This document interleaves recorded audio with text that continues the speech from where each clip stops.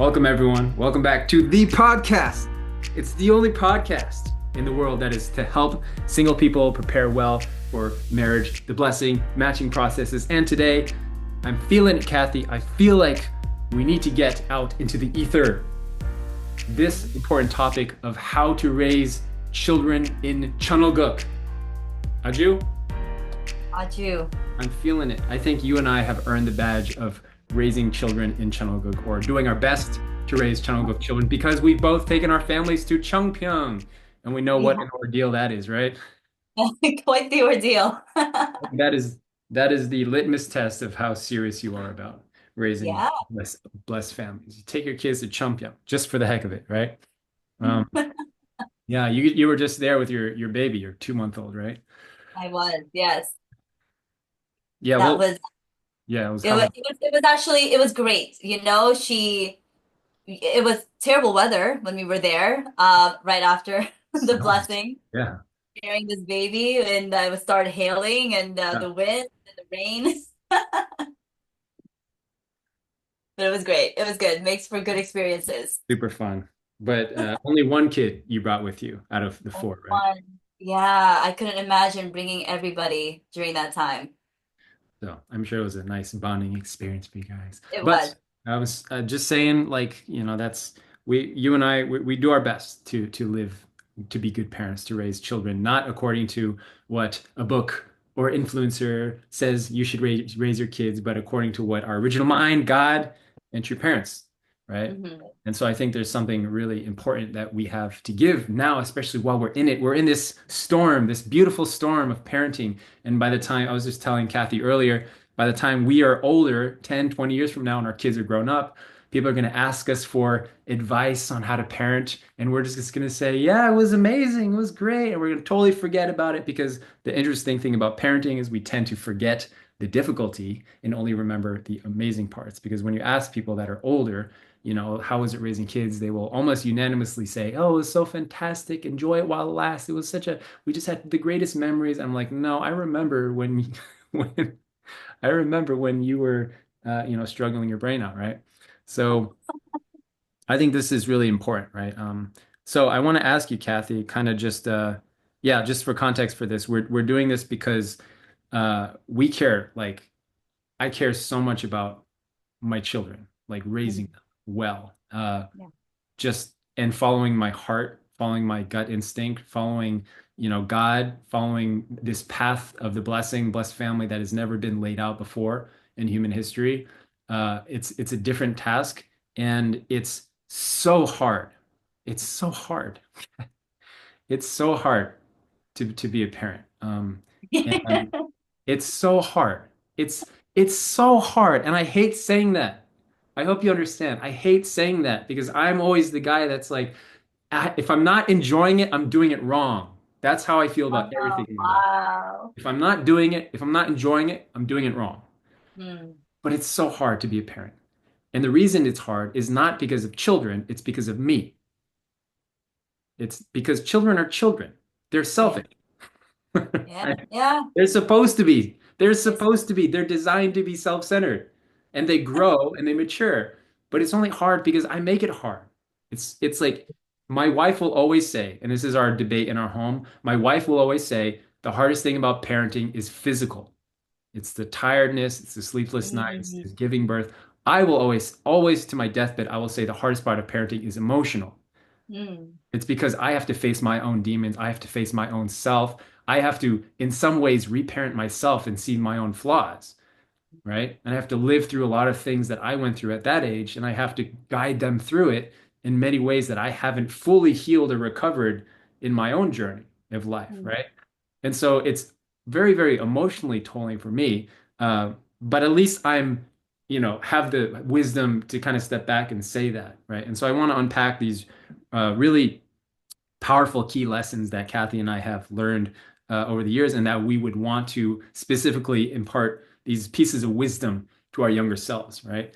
But before we do that, let's check in on life and how you guys have been doing. How's the family at home? so our youngest, yeah, I was off for a little bit from work, with BFM, for maternity leave. So our youngest is now turning 3 months in a few days. And I would like to say we've gotten into a good rhythm at this point in time. It Hmm. was a nightmare. I mean, every time someone asks my husband, "So what's it like with 4 kids now?" And he'll be like, "Oh man, it's like going to war and back." Yeah, yeah, yeah. And yeah, and we're like, "So we're done, right? 4?" That was our number when we first started talking. And but he still doesn't want to have that conversation. So we will see. But overall, it's been good. We're actually going to be moving at the end of June back up Oh, north. okay. Um, Not excited. It's very cold where we'll be moving to. It's Michigan. Michigan, nice.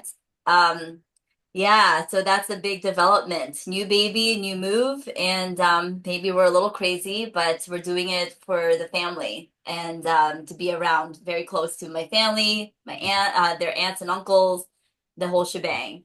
Yeah, Plus, we're looking forward to seeing Nina and Aaron Urbania, the yeah, pastors there in Michigan. So that'll be fun. We'll yeah. get to be with them more often. So yeah, so that's life for me. All What right, so about we you, got some Benji? exciting things. Yeah, I'll update you guys in a second. So what have you guys been focusing on at home most recently? Oh, we're definitely going to be talking a lot about this today, but it's the burnout of parenting and how we're kind of surviving through it all. Hmm. And our kids are different ages, and there's the two older ones, and we have a 2-year-old and now a 3-month-old. So a lot of the focus is how are we still, I guess, focusing on our marriage and our relationship amidst all of the the newborn chaos. And I've learned a couple of things even in regards to the marriage enrichment part, meaning how to still laugh and still find the humorous side of things as you're kind of trudging along the sleepless nights and the back and Hmm. forth with the kids. So that's kind of a big focus for us at this Yeah, in this season of time. yeah, just like have how to have headspace to Yeah, enjoy exactly. life, That's the big one. right? Yeah. Yeah, Yeah. I know it's hard because it is hard, but it's so fun. Like it's parenting. It's so hard to explain, right? Like how would you explain how amazing parenting is? I don't know if you can explain it in one word. Um, it's difficult, but it's rewarding and it's honestly it's my legacy. I think that's Mm. what I would word it. My kids are my legacy, so they are the most important thing to focus on Yeah, amongst obviously your relationship with your spouse. I see. Yeah, the best way I heard it explained to single people is I heard on a podcast, this guy was explaining your capacity to experience joy and love in life when you're single is 0 to 10. All right. That's your capacity. When you're married, your capacity is 0 to 20. All right. And when you're a parent, your capacity to experience love and joy is negative infinity to positive infinity. All right, you get it? So it's just Okay. an interesting way to frame life is that it can be parenting and relationships can be so negative, right? If you let it go down that route, but it can be on the flip side, it can be such a blessing and such a loving experience. Um, yeah. Yeah, this stuff is it's really raw for me. Like the matching stuff is, it's like it's my passion. I care about it, but it's also quite a distant, for me personally, it's a distant experience and memory of preparing for blessing. And my kids won't be entering that age for the next, 5 to 10 years. But parenting is like I'm in it. And if I had it my way, guys, I would make content about parenting all the time because all this stuff that I teach here on the podcast or at lectures and workshops, it's all from I frame things so that I understand things, first of all, so that it's simple for me to digest, and then that's how I teach it, right? But there's no like specific category of education that I spend more amount of my bandwidth and time thinking about and organizing than parenting. And like my ChatGPT role is just endless questions and thoughts and mental processes about how do I figure out this parenting thing, right? So there's a lot to unpack here. Mhm. But just recently, I just put my kids to bed. We're here in Japan. You can see behind me if you're watching on YouTube. Literally, the walls are paper. Okay. I'll show you. There's like a hole. This is just like holes. Oh, There's just holes in the walls because they actually make it's not a joke. They actually make the walls from paper. Uh, wow. we're at my wife's house she grew up in Aomori, Japan. And so uh Aomori, if you guys don't know, is I have known for my entire blessing that it's a very snowy place and it snows a lot. And in fact, it just stopped snowing like 2 minutes ago. It snows way until Oh like my April, May. gosh. Yeah. And I didn't find this out until 2 days ago that this city, if you were to rank the top, let's say, five snowiest cities in the world, where would you rank number one? Like which country would you say is has the snowiest city in the world? Uh, Alaska. Maybe somewhere like, yeah, Canada, Alaska, Russia, right? Nope. Right. This town my wife grew up in, Aomori, Japan, is the number one snowiest, snows more than any other town in the world. Wow. In the entire planet, and that blew my mind. All right. There are snowier places, but they're uninhabitable, places in Russia, Mhm. etc. But for a place with actual people living, it's the snowiest. It snows a ridiculous amount. You've seen photos of those walls, absolute walls, like 30-foot walls. Those are real, and just cars like driving through them. That's where we are right now. I just put my kids to bed. We are doing this thing right now. We're shifting the priority right now in our life to how do we become loving people as a family? And how do we deliberately spend our days doing actions and thinking about, am I being loving or am I being unloving? Because at the end of the day, I remind my children nicely as I can, that's the whole point of our family is to learn how to love.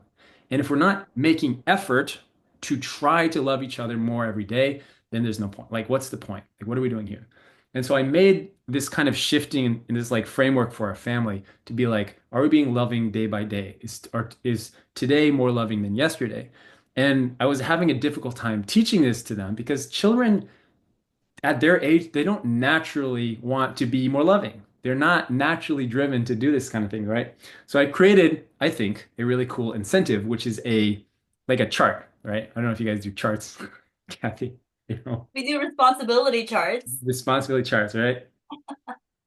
We do as well, but we started doing this loving chart. So every time you Oh. do a loving behavior, you get a point. And if you do an unloving behavior, you get a minus point for the day. All right.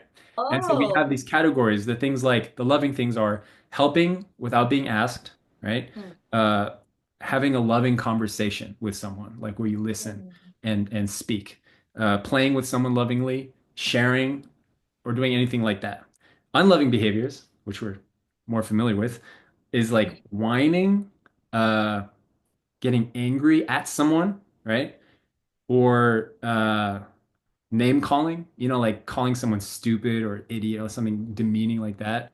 And there's a few other ones, but we do this every night where we tally up, our loving behaviors and unloving behaviors. And I told my kids, because we're in Japan, I told them, you can get anything you want in Japan. Japan is the land of toys, right? If you didn't know this, we have everything here.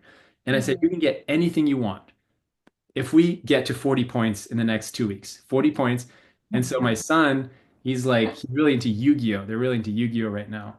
And so I told him I'd buy him the entire set of Exodia, the forbidden one, Yu-Gi-Oh! Cards here in Japan from like a card store. And my daughter wants a Power Ranger Megazord set because they have a lot of Power Ranger stuff here. So they're super excited about this chart thing. Uh-huh. I think it's really fun. It's exciting. It's actually been really beautiful. More than a game, it's been beautiful to see them make effort to be loving, to actually Mm, try to do loving things. And I made it mm, very clear to them that the point of being loving is not to get prizes, but it's because you love someone. You love them because you love them, not because you're going to go to heaven, not because of salvation, because you love them. That's it, right? But we're doing the chart thing just to kind of kick stuff off. So they mm. so they have a framework to work with, like a reference point, a little bit of incentive. So I just finished, closing with them, saying goodnight, and we did our loving chart thing. But it's been super, super challenging being here in Japan that I'll get into in a second when we go through our points. Um, yeah, so that's what we're up to, Kathy.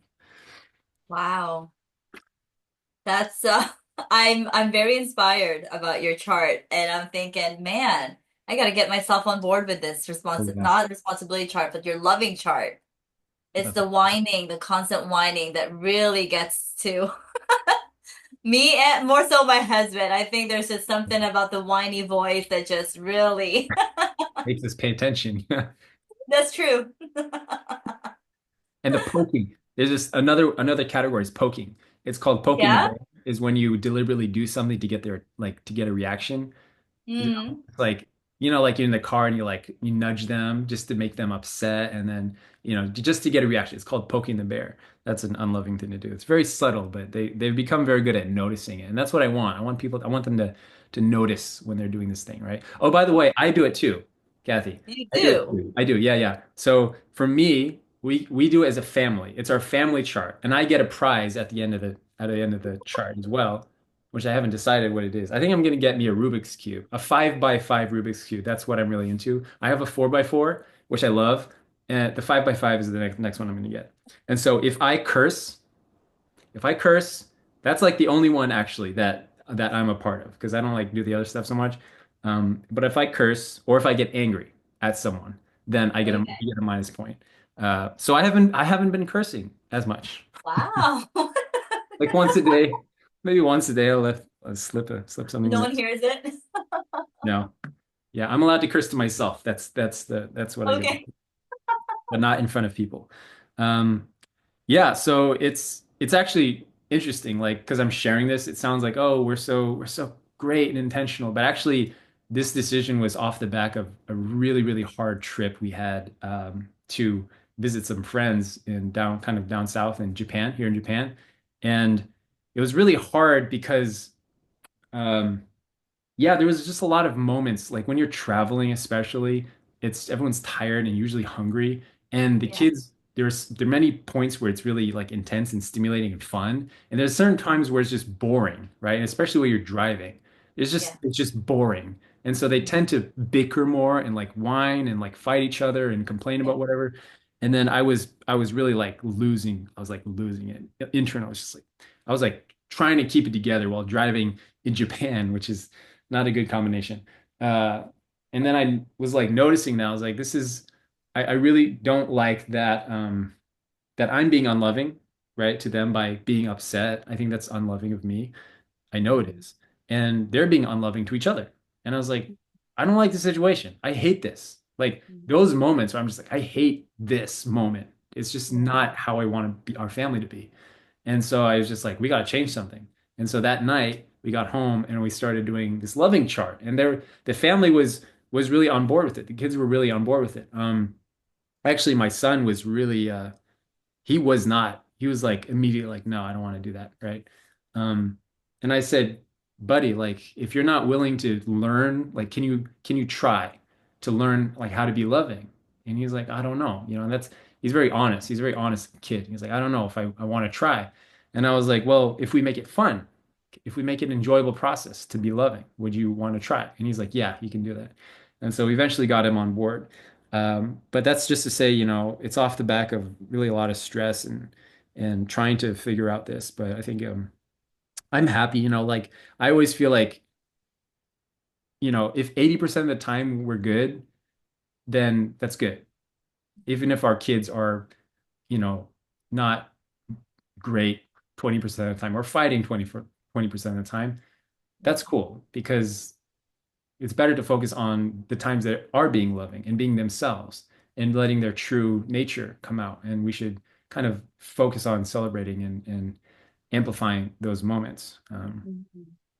Yeah, so this is kind of big stuff, but I want to get into these points, kind of things that Kathy and I we would like to pass on to our younger selves that were before parenting, right when we were becoming parents. So would you like to go first, and then we can back and forth? Um, yeah, sure. I can go. Right. Okay, so I guess I just wanted to maybe touch base on what you've already explained with what, I mean, how old is your son 10, again? So He's 10, 10. So 8, he's 8 and 2. Yeah. 10, 8, and 2. So they're your first two are definitely a little bit older than my two currently. I have a 6, a 5, a 2.5, and my 3 month old. So, I was sitting with my husband last night after we put the kids to bed, and I was asking him this very question. If you were to teach yourself, give yourself a glimpse on parenting that you felt was important to know before jumping into it. Right off the bat, he was like, I had no idea that toddlers were just so crazy, that it's literally a riot. I think in his head, he was envisioning like a Hallmark card picture of a family having dinner quietly and all the kids are sitting down.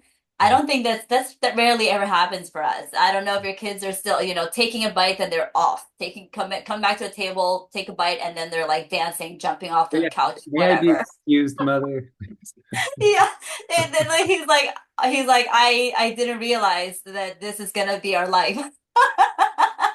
Calming down kids just to eat and sit down.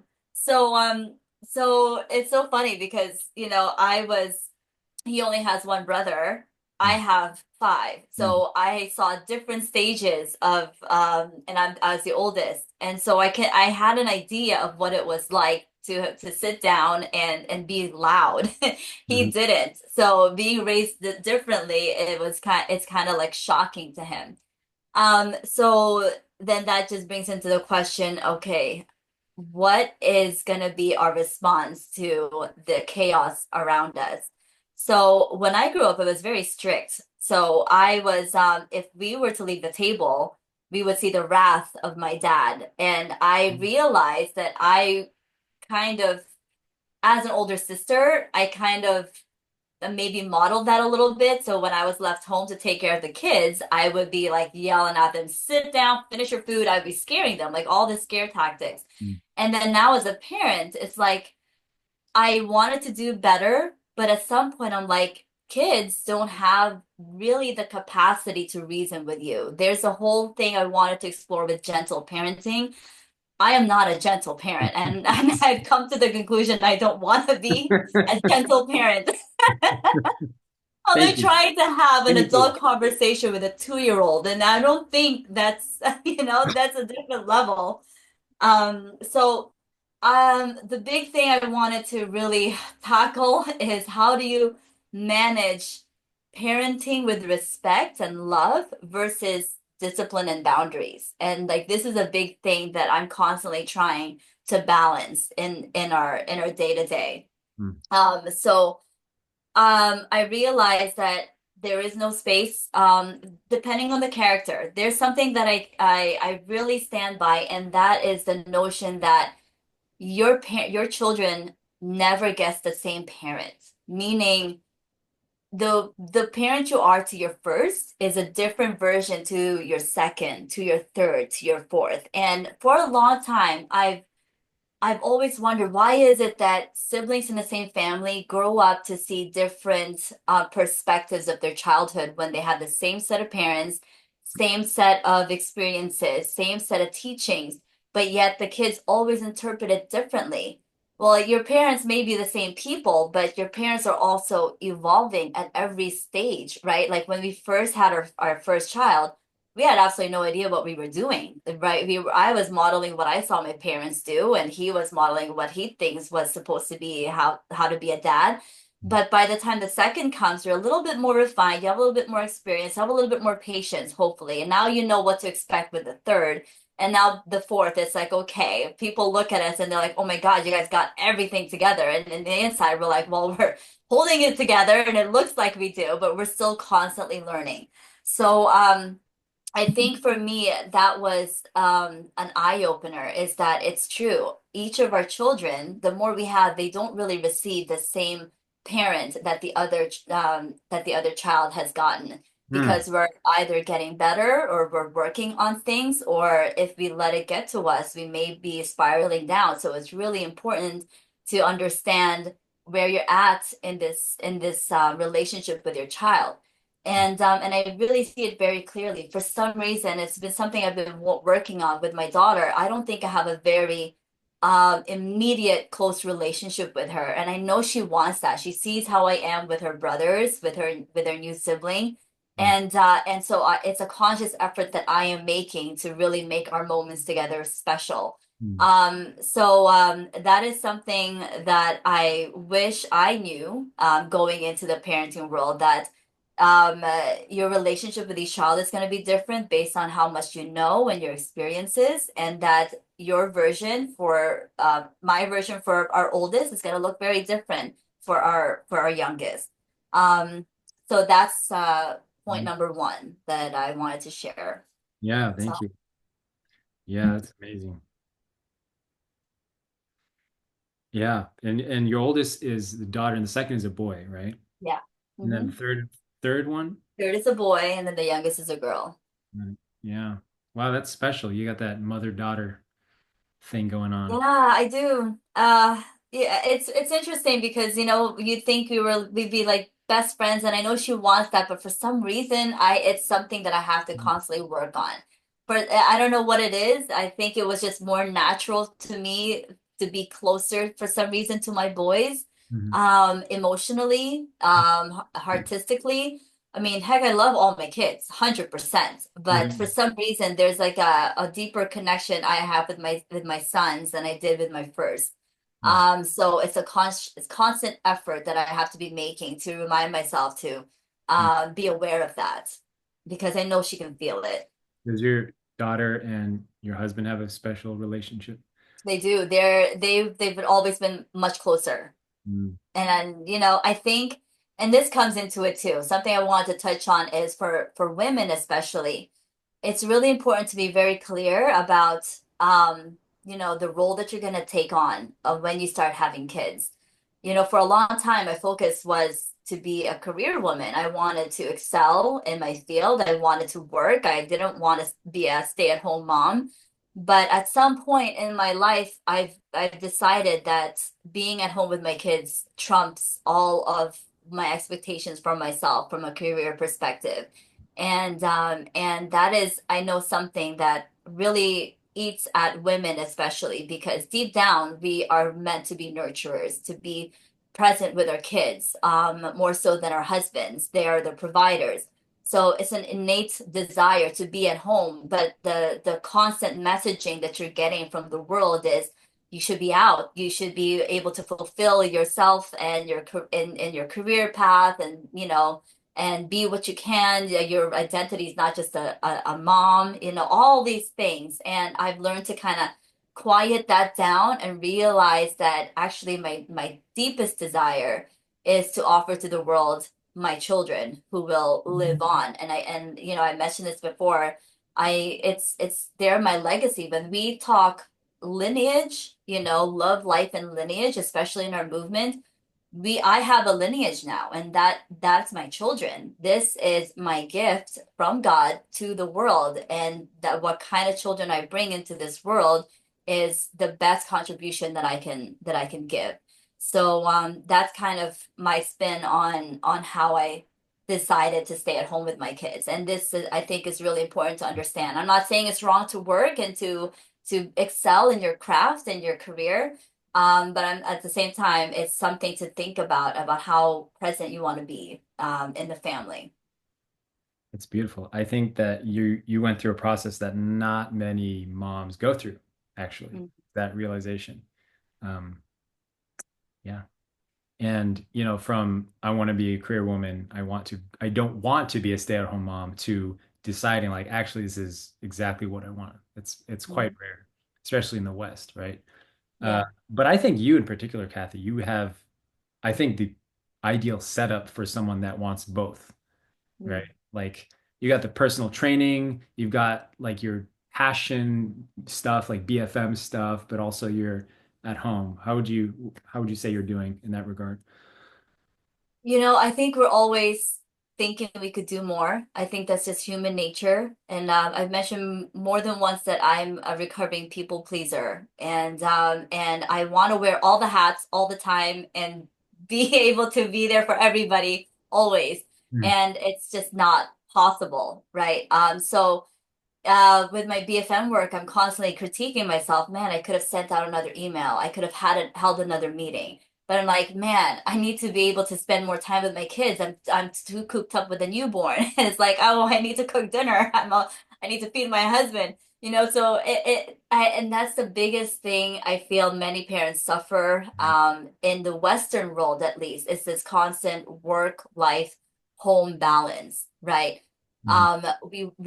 We feel like we have a purpose. We want to contribute to the providence, to the greater good, but also to the family. But we only have 24 hours in a day. So where you put your energy is important. And when you feel like you're lacking putting that energy into things that matter, it's almost like, man, we become hard on ourselves. So I think giving yourself grace is really important, and understanding that you cannot always give 100% of you to every single thing, because there won't be any left to fill for your family, which is the most important, I think, mission Yeah. for us in this world.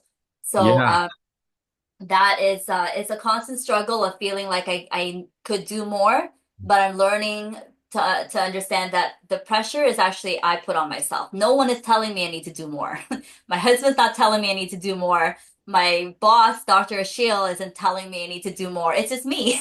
It's just in my head. Yeah, yeah. I feel you, bro.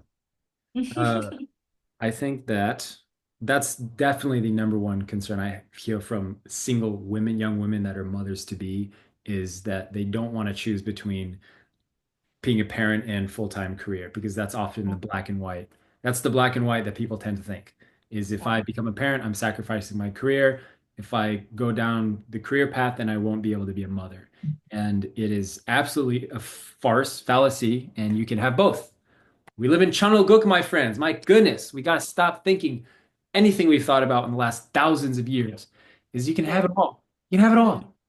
Like, you can be a loving, devoted mother, father, and you can have a passion, right? And I think specifically, granularly speaking, you know, um, like volunteering is a huge thing. It's actually not money, I think, that women are chasing, is that people want some like purpose and to give Yeah, something, correct. rather than the idea of just like being at home all the time.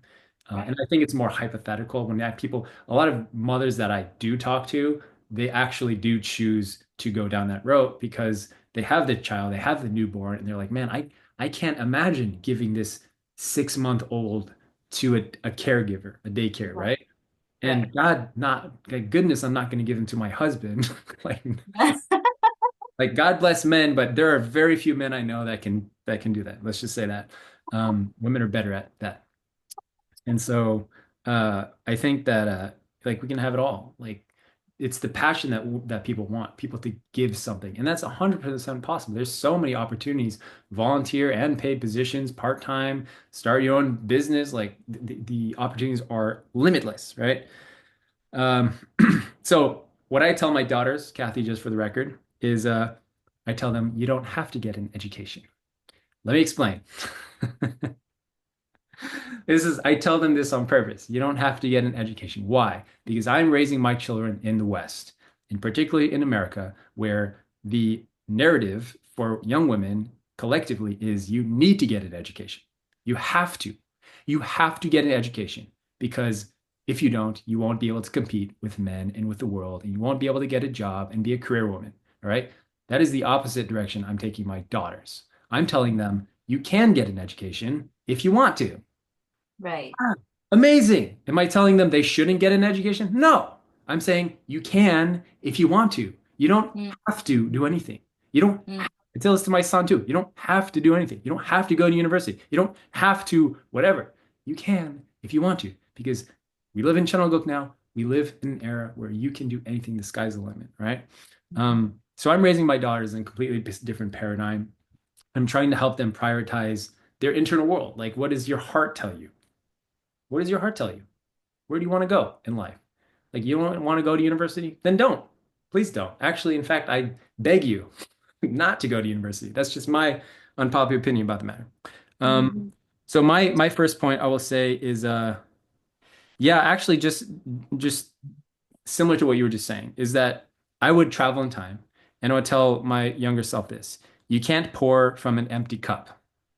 You will only be able to convey God's love to the extent you can receive God's love. Anything else is just pouring from an empty cup.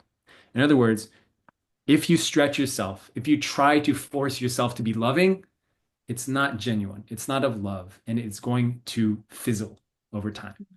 But if you can fill yourself up day by day, it was just receiving love from God, from nature, from people, from your parents, from your spouse, for goodness sake, and you use that as the fuel to give to your child. The love you receive in your couple from my wife, and I use that as fuel to love my children. That is God's love. That is genuine love. And all the excess stuff of I need to do this, I have to do this, I have to be like this, like all this stuff like how many books I read, my goodness, Kathy, about how to be a parent, all the blogs I read about how to parent, about you should do like this, you should say it like this, you should drink only oat milk, only almond milk, only whole milk. It's World War III. Nobody knows what the heck they're talking about. You should co-sleep, you should not co-sleep, you should. It's like all this stuff doesn't matter if there's no love behind it. It doesn't matter. And so that's what I would tell myself. It doesn't matter how you parent. If you're not doing it with genuine, sincere love, and that love comes from God. If you're Mm. not doing that, it's just fluff. It's just doing. It's just doing things. It doesn't matter. Drink whatever milk you guys want, but do it with God's love. Seriously. Like the things that we stress about, I was stressed about. It's like, doesn't freaking matter. What diaper to use, how much you're saving per diaper when you do Pampers versus Huggies, Right. the Amazon Basics brand. It's like, freaking matter, right?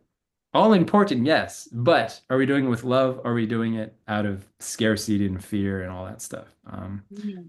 So I think particularly me, I've I guess gone down a lot of roads and had a lot of experiences of trying to be loving, but you can feel it when you're like a kid, a child is, for example, fighting or whining. If you're reacting to that with like anger and just like, "Shh, be quiet," like this, that's not love. That's about me.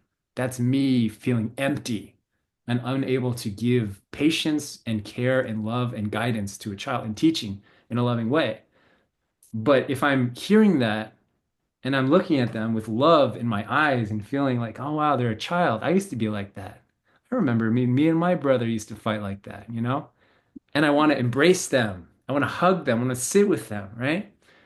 That's love. And then child feels like, and when a child grows up in that environment of like knowing that I can be my absolute worst, I can whine all day and complain, and my father will just embrace me. My mother will listen to me and embrace me. What does that tell a child their entire life? Is that I am loved unconditionally. That no matter what I do, no matter where I go, no matter who I am, someone is by my side and something is watching over me, right? And that's ultimately the thing that I want to pass on to my child is that I want to have my cup empty so that I can pour into their cup.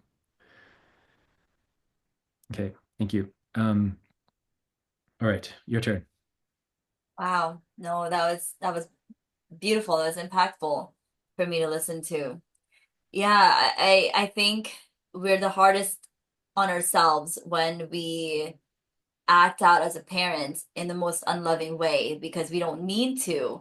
And then you retrack what had just happened and you realize they didn't deserve that treatment. Like you said, they are literally incapable of being able to reason sometimes because they're children that they're supposed to be the way they are. We can guide but with love. We can discipline but with love, and it's never a cause for us to lash out because of our own frustration. And growing up, I think that was a lot of times I kind of replay back, my dad was very strict, and I don't, he never hit us, but he would give us like a little, like we call it a peach nut. He'd like, flick a wrist very, like, really hard, and it's like, ow. But it wasn't very physical. But there was always a sense of fear that was instilled when we do the wrong thing. And of course, this makes its way present in your life as you grow older and what you do with that fear. And again, I think and how children respond to fear of their parents is going to be different by child. There are some, there's people in my family who were very good and never crossed the line because they were afraid of my dad and my mom. But Mhm. then there were people in my family, my siblings, where we would be so afraid, but we still did the things and just hid them better. So it's like, wow, what it's like how the responses are different. And but the underlying thing is that I realized we weren't really afraid of any actual physical thing that my dad would do, or what he would say, or how angry he would get. I think the fear was that we just didn't want to disappoint our parents. And in a way, I think it can be it's a little it's in a way it doesn't seem great, but it comes from a heart of almost like a filial heart of you don't want to hurt your parents. You don't want your parents to be disappointed in you. And but there has to be a healthier way to understand that there's this fear, but it's really disappointment that we're avoiding. So I think it's so important that I want to instill in my kids to not be afraid in the first place. I want to build a relationship with them where they feel like, wow, I don't want to hurt my parents' heart. I don't want to hurt my siblings' heart. I that kind of desire is good and is healthy because we care for one another so deeply that our moral compass leads us to not stray because it's so painful for the rest of the family. And I think again that's just a conscience. But the fear part is not necessary. And I think that's where our response plays in. You know, I was listening to how my husband handles the riot and the chaos in the Mhm. home. And I feel like I attributed this to men because I see my dad do it, I see him do it, and I feel like men have to remove themselves from the situation. Like they feel like they have to leave the house, or and take time for themselves. Whereas for me, I can kind of recollect myself in the moment, and I don't have to remove myself. I don't have to remove myself from the kids. I can just kind of get there as soon as I, take a deep breath. And whether it's a male female thing, but I've just seen this pattern in the men in my life who I love and respect and admire the most, and they have the same response to this chaos. So what if we were able to kind of remove ourselves from the situation, but healthily come back and say to our kids, listen, again, this is the whole gentle parenting, but I think in an appropriate way, whereas I apologize to my kids. Is that always necessary? Not always. Sometimes the kids are wrong and we do have to show them right from wrong. But a lot of times our emotions are wrong in the way we lash out. So apologizing and saying, "Hey kids, listen, Yeah, yeah. mommy was upset that this happened and can we have done that better?" So I think it's important to have a teaching moment right after a negative response. But a teaching moment that you learned about yourself as a parent and you can explain to your kids why that was a negative action. So it's a lot, obviously our kids are still young, so yes, we're in the thick of it, but we haven't seen them grow up into an adulthood yet to see how our parenting has impacted them. But I'm just kind of taking from what I learned as a child and trying to model it, but in a healthier version. That I wish my parents would have spoken to me. If my dad had walked out because he was so angry, I wish he would have come back and talk to us about it and not give the silent treatment for the rest of the day, if that makes sense. So I think he had the right to walk away, but come back and talk about it. As a woman, I don't really walk away. I want to talk about it. So I think that's kind of what I wanted to model amidst the difficult parts of our time Yeah. parenting. Yeah. It reminds me of the big realization I had recently that uh, the challenge for men is to be firm without being unloving. Mhm. Yeah. And the challenge for women is to be loving without being smothering and Yeah. protective. Yeah. Yeah. And what I mean by that is for men to be disciplinary and set the standard for the family and to protect the family, which is necessary without Hmm. being frustrated, angry, and doing it in an unloving way, but doing it with calm, with a calmness, Hmm. right? To say like, hey, you guys are being unreasonable. I don't want to be here with you right now with a Hmm. smile. Like, I don't want to be here with you right now. I'm gonna leave. Like maybe, I mean, speaking for all dads in humanity, like maybe we would appreciate that more from our fathers. It's like, you guys are being ridiculous. See ya. Like, mom will take care of you guys. I'll see you later. Which, to be honest, I do sometimes. Um, but you know what I'm saying? Yeah. Yeah. And for mothers, speaking as a man who grew up with a mother and has a wife, the challenge is to be loving without being overly protective and letting your child go and grow and make mistakes and go out into the world. And so it's a Mhm. balance, right? Like you're saying, there's a love behind all this stuff. The desire to not disappoint parents, for example, is it based in fear or is it based in love? Because it could be both or either, you know? Mhm. But if you really love something, you will do it because you love them. If Mhm. you really love God, would you be a sinless person because you want to get to heaven and avoid hell, or because you love God? You know, it's like we Mhm. have special grace. If you can guarantee everyone will go to heaven, right? We're talking hypothetical, theoretical here. This is not spiritual advice, right? Mhm. Be clear. If we can guarantee no matter what you do in your life, true parents, God will forgive you through special grace. And you can do whatever you want with your life. Mhm. This is a really important litmus test. What would you do? What would you do with your life? Because it will tell you if you're doing or not doing things based in fear or love. Because if you love God, you will live a virtuous life because you love God and the people around you.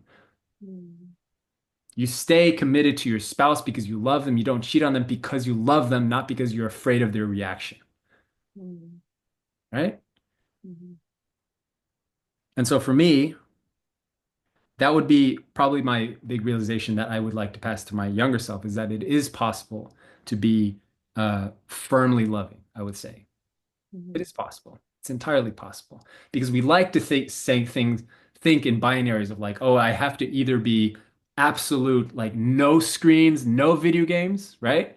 Or I Mhm. have to be absolutely, what's the term? Like no rules. Like you can watch all the TV and YouTube and video games that you want. Like Mhm. either or. And so people are for some reason stuck with these types of things because we're not able to just think, oh, maybe you can be firmly loving, is you can set clear rules and standards in your house with love, and you say, well, we just don't break the rules. Why? Because I made the rule. That's how our family is. It's like my son's like, well, why can't we use the internet? It's like because I said so. Like, what are the? I'm just like, there's no other reason that I can think of. Like, because I said so. This is my house. You can leave anytime you want. I said this to my 10-year-old son that you can leave anytime you want, right? Um, get go get your own home. Yeah, this kind of stuff is like I set the rules. But the thing is, my kids are like children in general, they're very responsive to structure. They're very responsive. They will try to push the boundaries because they're trying to figure out where the line is. Especially the oldest kid, if you'll notice, they will try to push the boundary to figure out like how far, how serious is this line? And then when they find that line, they're like, okay, I feel safe now, and I'm going to stay within these lines. So my kids really respond well to structure and rules and sticker charts, and we do closing every night where we ask them their highlight and low light, and now we're doing this loving behavior chart thing. And they ask me to do it. Like if I forget or if I go to bed early, they'll like wake me up and be like, hey, we didn't do highlight and low light. And they'll remind me because they love this structure, even stuff they don't like, because we're like 100% homeschools now. Oh. We have like this homeschool thing we do in the morning. And so Mhm. they will do it because that's just the structures. It's just what we do, right? Mhm. Um, yeah. So that would be Yeah, that would be my number second one is that it's possible. It's entirely possible to be loving, firm, and loving at the same time. When I Mhm. say that, I mean, I guess more specifically, to have standards, to have rules, and to do it with a smile on your face, Mhm. to enjoy it. Mhm. It's like entirely possible from for whatever age, 1 years old, 2 years old, to 18 years old, you know. Right. Yeah. Indeed. Okay. You have another one? Ooh. Yeah, I mean, let's see. I had 3 points. This will be my last one. And it's simple and it makes sense. We have to model the behavior for our children, and this is like the ultimate test for parents because like is I'm constantly torn between is because I said so a good enough line. Should I have explained why? Or do Mm, I have the authority as a parent to just say this is perfectly fine. This is my answer because I said so.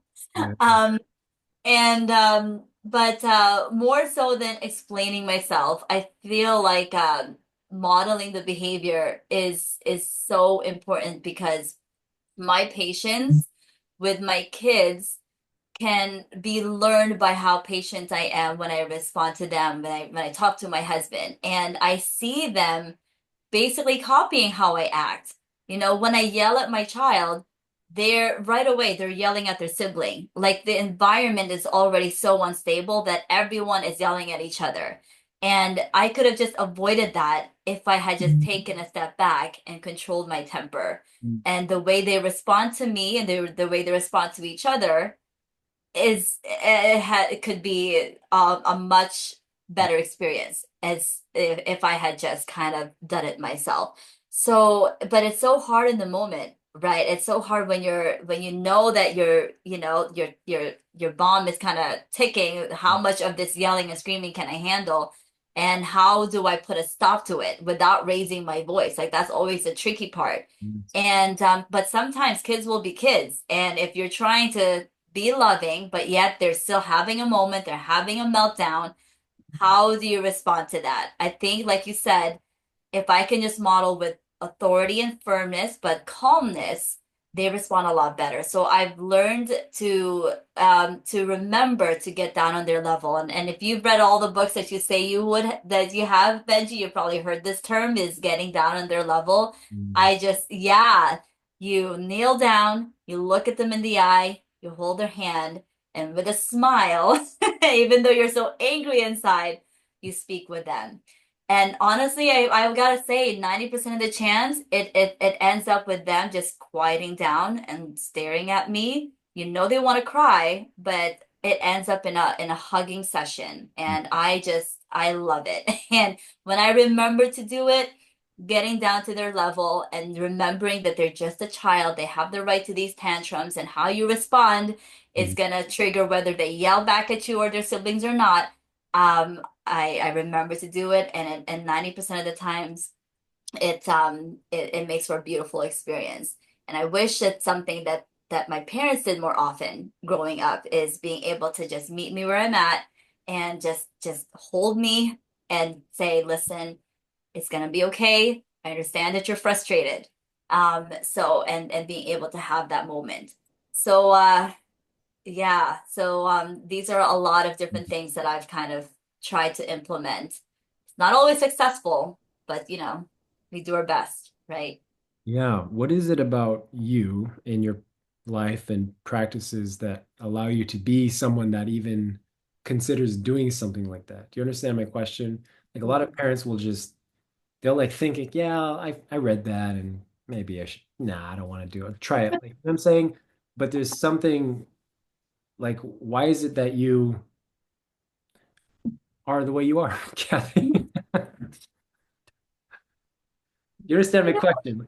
Like, what makes you different as a parent, do you think? And this is not your opportunity to be humble, but just like, like practicing things like that and trying things out, right? Yeah,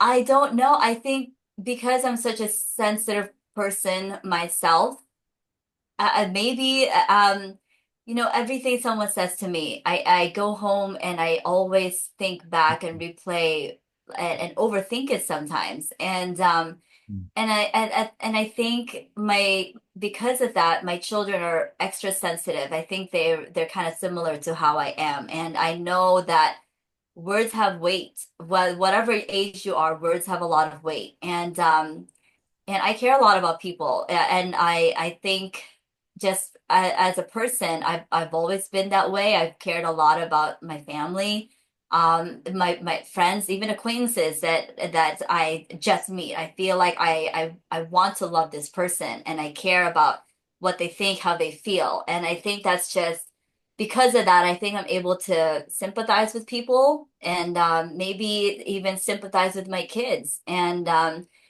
being able to have that empathy and sympathy is I think it comes naturally to me. um I don't know if that answers your question. I get asked this so many times, I really don't have an answer. Well, let me tell you the correct answer. Yeah. The correct answer is always because of my spouse. Yeah, okay, because of my spouse. That is true. That is 100% true. um Um, but yeah, even I don't know, I'll give him a lot of credit, but I think being able to have empathy for people, I would say, mhm. um, is at least a trait that I can attribute to that. Yeah. Um, yeah. You also sound like you're self-observant, right? Yeah. Self-aware, thinking about why do I feel this way? Like why am, this kind of thing. Yeah, that or it came from being hard on myself many times too. This like could I have said that better? Could I have done that better? Yeah. So but yeah, maybe self-aware is the right word. Yeah, man, I think that's also self-observant too, just to think, can Yes. can I be better, Um, Hmm. yeah, gotcha. Well, I had um, a recent realization that I'd like to tell my younger self that I didn't realize until I think last week is that parenting will be exactly what you need to grow. Embrace it. So what I mean by that is best illustrated by my two oldest kids. My son Kojin's 10, my daughter Ira's 8, and they are uh yeah, they it's very, very interesting because if I were to choose a child that was the absolute, like I could not have invented, if you asked me, a more difficult child than my son. And he knows this. He 100% knows this, and he's probably listening right now through our paper walls. He and I mean this in the most complimentary way to him because he'll be watching this someday.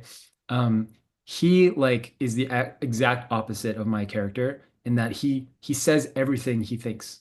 He speaks his mind. He's 100% like unfiltered, raw honesty and just bluntness, right? Which is a beautiful trait to have. He's very friendly. If you meet him, he's friendly to everyone. He'll just talk and talk and talk. He's nice to talk with people who just like talking, right? He's nice to have conversations with. But it's very different from my character because when I was his age, I was just like quiet, reserved, second child syndrome, where just like kind of like in the background, not willing to speak up because I'm afraid to, overstep my boundaries, right? And then but he's just says it all, which is hard for me because it means he comes with a lot of unfiltered like opinions and speaks his mind. He's like I call him the Italian of our family. He's just like if you feel something, everyone knows it. Everyone knows that he's having a rough time or whatever, which is so nice, but really hard for me, my character, which is just like I want peace. I want peace in our family. I want everyone to just be happy and grateful and joyful and quiet, right? Yeah. And so it's been a clash, which is why we're very close. He and I are the closest, and we spend a lot of time together because we've worked on this tremendously. I take him to the office every once a week on Friday to hang out with me while I work, and he does his works on his projects. He actually brought his like entire like bag full of Legos one time to the office, and he was just making Legos in the middle of the office. And it's just like everyone's like looking at him. It's like, why is this kid playing Legos here? It's just out of nowhere. He's making a house. He just doesn't care. He doesn't care about what people think, and it's nice. It's always something he has so many traits that I wish I always had, right? He doesn't care what people think. He doesn't care about people's opinion. He just says what he wants, does what he wants, um, which you can imagine is kind of hard to parent as someone like me.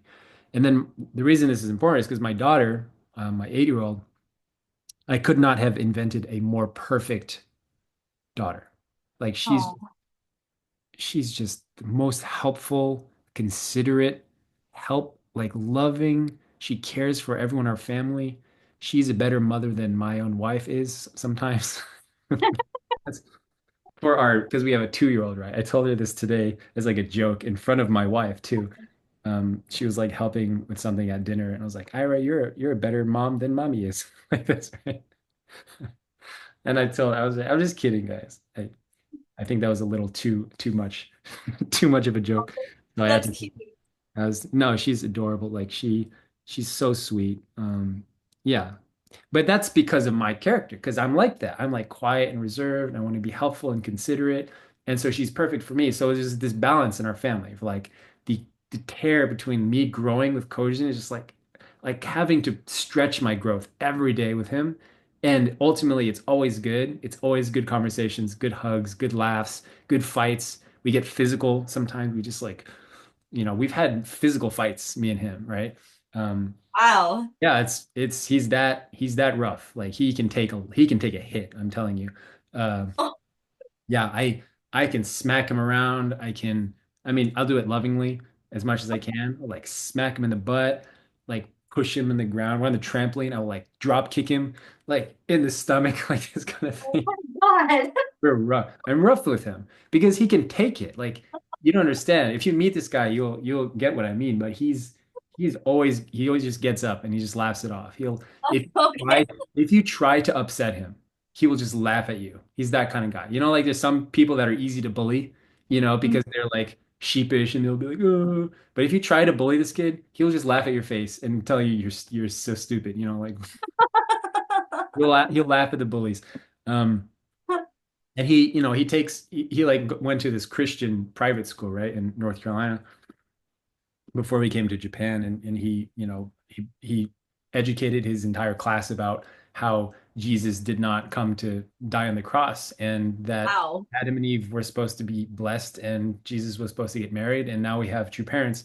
And he actually brought in a book with him that he wrote about the providence to his Oh my goodness. meant to his very, very Christian class, right? And I was just like, I didn't ask him to do that at all. He said he was so tired of them talking about Jesus. He's like, I'm so tired. They're talking about Jesus. They keep saying Jesus came to die and Jesus was meant to die, right? And I keep saying this. And he was like, I'm so frustrated with that. And so he wrote a book, a comic book, and he brought it to school and he gave a present. He asked his teacher if he could give a presentation, and he gave a presentation on true parents to his class. Um, Wow. and then the response they got, the teacher sent me an email saying, "We really liked Kojin's presentation about Adam and Eve," or something like that, right? It's very like, what's it called? Passive aggressive response. Oh my goodness. Really? Yeah, yeah. So I was just like, "Good job, dude. I didn't ask you to do that, but whatever." Um, so Wow. Phenomenal. yeah, that's just to emphasize we're like so different. I would never do that. I would never ever in a million years think to do that. Really? No, God, no. I But he did that. like you did that? I did that. You would do that? Yeah, I can see that. Yeah. Some kids are like that. Just weird. But yeah, I guess so. It was religion class. I brought the whole shebang. I brought the holy robes. I brought Dang, pictures. dang, bro. Yeah, you can have Kojin. I'll We could tell get him along. tomorrow. I found a new parent for you, a new family for you. Hey, yeah, why not? No, no, we're really close. Just really hard though. I mean, so that's what I mean by like parenting is exactly. I could not have invented a more interesting dynamic between these two kids, uh, Mhm. because one is just pulling me in every direction I can to stretch, and then the other, Ira, is just like grounding me. Like if I didn't have her, honestly, I'd be like, what the heck am I doing? Like I'm failing. Every day is just a failure. Mhm. But she really like reminds me that, our family's good and kept together. And then we have the 2-year-old, right? It's like the baby of our family. And Iona is just the recipient of all this love that we have created in our family. And the kids are both very wonderful. Even Kojin, he's such a friendly, he's a fun-loving guy. So he's very fun with the baby. And Ira gets to take care of her a lot. So Mhm. yeah, that's it.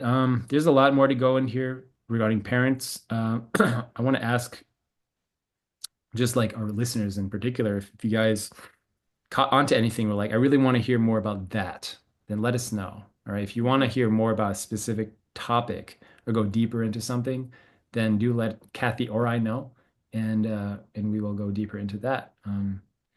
Yeah, I had a few more things to touch on, but I think there's um, not a lot of time. Anything else you want to add? Um, Gosh, no, I feel like we talked a lot about stuff. Please, if you have another point, I think it'd be so good to hear it. Yeah, maybe I have something to say about this too. Something that I stand by now that I wish I had really considered more earlier was to look at every decision we make through the lens of says who, right? Because there's many decisions to make about schooling, about the whole milk thing, about how to do everything related to parents, how to breastfeed, how to give birth, where to give birth, where, you know. But I've also noticed there's generally a cultural narrative around every topic as this is the best way, right?